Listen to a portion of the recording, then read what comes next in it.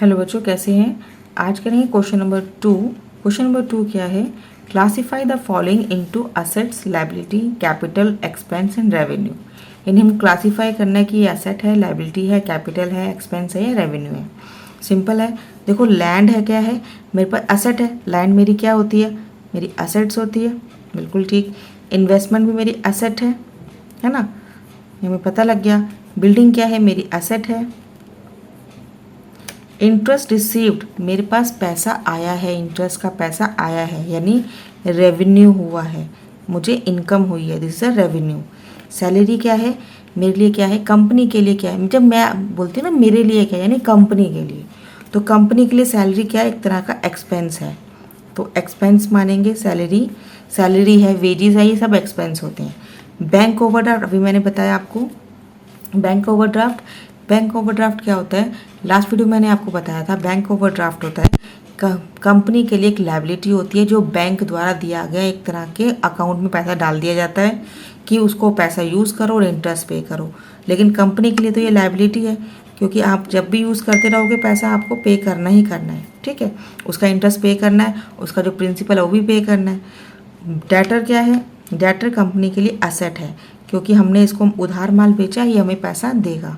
Creditor क्या है? Company के लिए लायबिलिटी है, क्योंकि हमने इससे उधार माल लिया है, फिर हम इसको पैसा वापस करना है, दिस इज लायबिलिटी।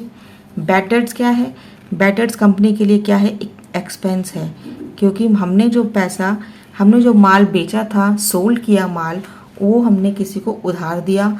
उधार देने के बाद वो पैसा देने से मना कर रहा है कि मैं पैसा नहीं दूंगा, या कुछ भी किसी भी रीज़न से वो पैसा नहीं दे पा रहा है, तो उसको हम क्या कहेंगे? वो पैसा डूब गया मेरा, this is a bad debt. और वो कंपनी के लिए क्या होता है? एक तरह का खर्चा होता है, इसको हम क्या बोलेंगे? एक्सपेंस।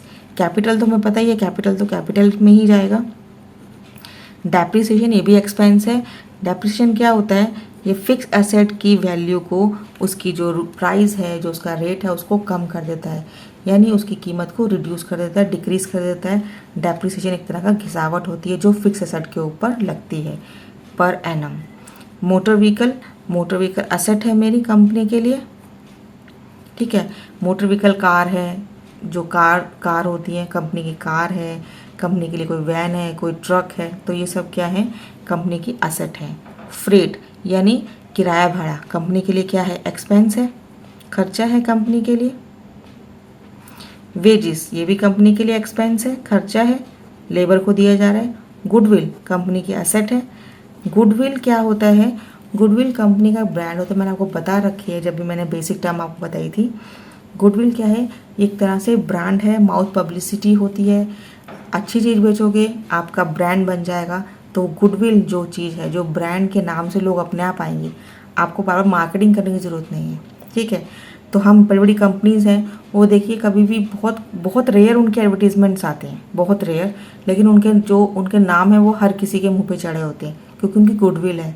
उनको जो उनका प्रोडक्ट होता है वो अच्छा होता है, कंफर्टेबल होता है, ठीक है। तो चाहे वो पैसा कितना भी दे, लेकिन वो ब्रांड काफ़ी दिन चलता है, कंफर्टेबल होता है, तो वो गुडविल होती है। और गुडविल आपको 12th में आगे बहुत बड़ा चैप्टर है, तो गुडविल आपको अच्छे से समझाया जाएगा।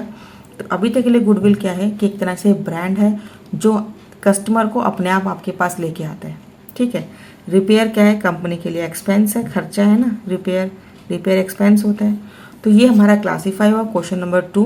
इसी तरह से क्वेश्चन नंबर 3 है, उसमें भी क्लासीफाई है, वो देखते हैं कैसे है क्वेश्चंस। क्वेश्चन नंबर 3 है, क्लासीफाई करना है, वही असेट्स, लायबिलिटीज, ये सब क्लासीफाई करना है। तो प्लांट एंड मशीनरी क्या है मेरे पास? ये तो मेरी असेट है।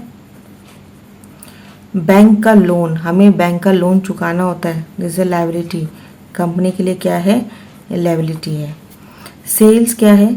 सेल्स जब हम करते हैं तो पैसा आता है ना, तो ये हमारे लिए क्या है? रेवेन्यू। रेंट, हमने रेंट पे किया, अगर इसमें रेंट रिसीव लिखा होता तो ये हमारे लिए रेवेन्यू होता, लेकिन सिर्फ रेंट लिखा हुआ यानी हमने रेंट पे किया है, तो ये क्या होगा? हमारे लिए एक्सपेंस होगा। डिस्काउंट रिसीव्ड, अब बोला डिस्काउंट रिसीव्ड यानी ये रेवेन्यू है, मेरे पास रेवेन्यू हुआ है। देखिए डिस्काउंट रिसीव्ड का मतलब क्या है? कोई भी चीज़ 100 रुपये की थी, मुझे डिस्काउंट होकर 90 की मिली, यानी मुझे देना कितना था? 100 रुपये देना था, लेकिन मैंने दिया कितना? 90, यानी 10 रुपये का मुझे प्रॉफिट हुआ। तो क्या हुआ? रेवेन्यू जनरेट हुआ। तो क्या हुआ, डिस्काउंट रिसीव्ड क्या हुआ, रेवेन्यू। कैरिज इनवर्ड, देखो कैरिज क्या होता है, किराया लगता है, रिक्शा है, रिक्शे पे हमने कोई सामान भेज दिया है ना, तो कैरिज दिया, यानी रिक्शा है मतलब किसी वजह भाड़ा दिया है, फ्रेट है, और तो ये कैरिज इनवर्ड है, यानी हमने कोई किराया भाड़ा दिया है। कैरिज इनवर्ड यानी सामान देते हुए भी, यानी सामान सेल आउट करते हुए या परचेज करते हुए। तो कैरिज इनवर्ड का मतलब है कि कोई हमने परचेज किया है, उसके ऊपर इन, देखो इनवर्ड, इन मतलब आना, बिजनेस में कोई चीज़ आ रही है तो आती कब है, जब हम कुछ चीज़ परचेज करते हैं।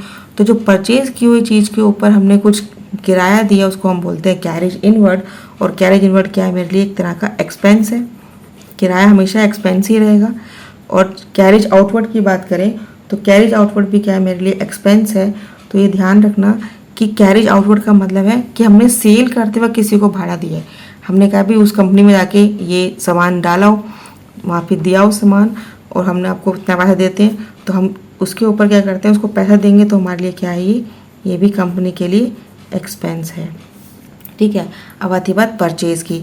परचेज भी कंपनी के लिए एक तरह का एक्सपेंस है, खर्चा है, एक्सपेंस है।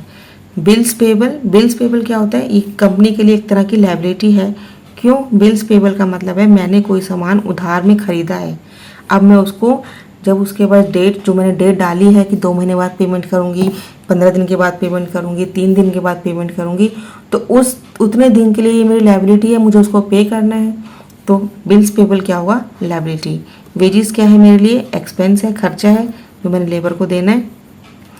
एडवांस इनकम, देखो इनकम तो मेरे लिए रेवेन्यू है क्योंकि मेरे पास पैसा आ रहा है, लेकिन अगर मैंने एडवांस में ले लिया कोई इनकम, अब मुझे उसके लिए क्या करना है, काम करके देना है, तो वो मेरे लिए क्या बन जाएगी, एक तरह की लायबिलिटी है।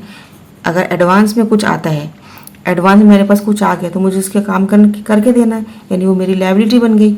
अक्रूड इनकम, अक्रूड इनकम यानी मैंने इनकम तो कमा लिया लेकिन अभी मेरे पास आया नहीं है, तो मेरे लिए क्या है, एसेट है। अभी नहीं आया तो 2 दिन के बाद आएगा, 10 दिन के बाद आएगा, लेकिन आएगा। गुडविल, अभी बताया मैंने आपको, गुडविल क्या है, एसेट है।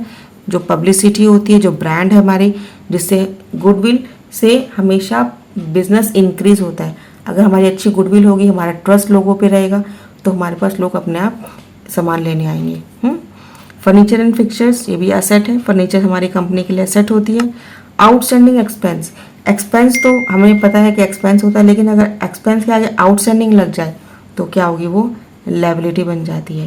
ये मैंने आपको बता रखी है ना, अच्छे से बता रखा है अकाउंटिंग इक्वेशन के अंदर कि किसी भी एक्सपेंस के आगे, चाहे वो सैलरी हो, चाहे वो वेजेस हो, किसी भी एक्सपेंस के आगे अगर आउटस्टैंडिंग लग जाता है तो वो एक्सपेंस ना होकर क्या बन जाती है, लायबिलिटी बन जाती है। और कैपिटल तो हमें पता है कैपिटल के अंदर ही आता है। तो ये हमारा क्वेश्चन हो गया, क्वेश्चन नंबर 3। तो हमारे अभी तक के क्वेश्चन हो गए क्वेश्चन नंबर 1, 2 एंड 3। तो आई होप ये क्वेश्चन आपको समझ में आए होंगे, क्लासिफिकेशन आपको अच्छे से समझ में आया होगा। अगर समझ में नहीं आता है, कुछ भी कहीं पर डाउट है, तो आप मुझे कमेंट बॉक्स में लिख सकते हैं, तो मैं आपके क्वेश्चंस का जो भी डाउट है उनके ज़रूर क्लियर करूँगी।